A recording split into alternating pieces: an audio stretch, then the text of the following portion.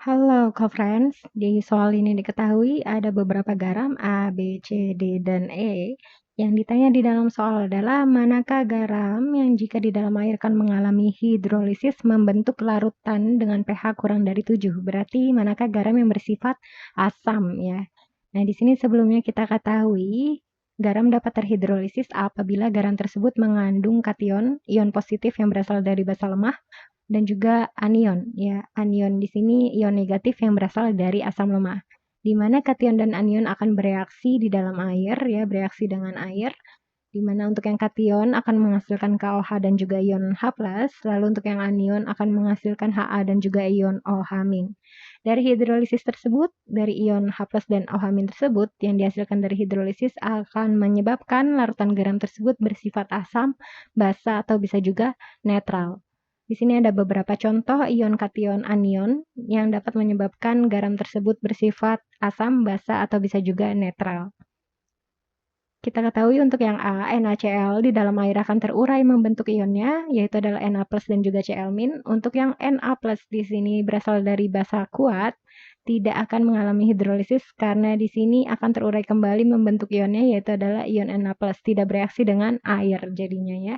Lalu untuk yang Cl- di sini juga sama karena berasal dari asam kuat, tidak akan mengalami hidrolisis ya. Berarti di sini karena tidak mengalami hidrolisis, tidak menghasilkan ion H+ dan juga ion OH-, maka di sini larutan garam tersebut bersifat netral, pH-nya sama dengan 7.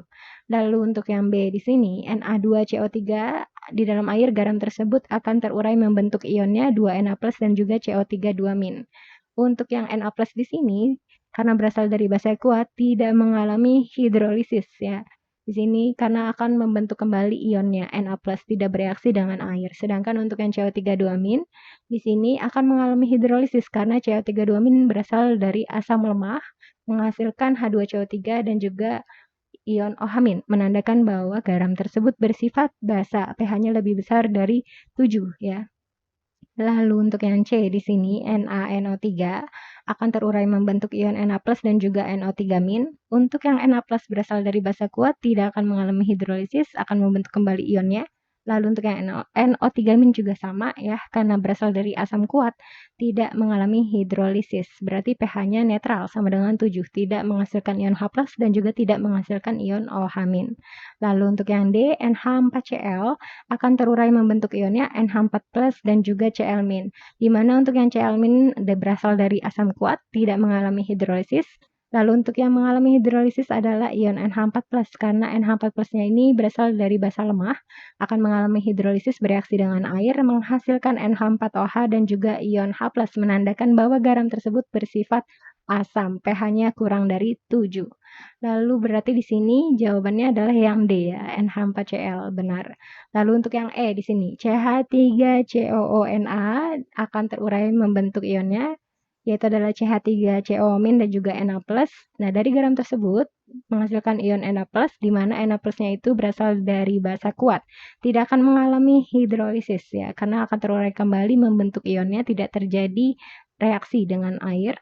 Lalu untuk yang mengalami hidrolisis adalah ion CH3CO- karena berasal dari asam lemah, di mana CH3CO-nya ini akan bereaksi dengan air menghasilkan CH3COH dan juga ion OH-. Nah, ion OH-nya di sini menandakan bahwa garam tersebut bersifat basa, pH-nya lebih besar dari 7. Berarti jawaban yang tepat, di mana garam tersebut dapat terhidrolisis membentuk larutan pH kurang dari 7, di mana garam bersifat asam adalah yang D, NH4Cl. Sampai jumpa di soal berikutnya.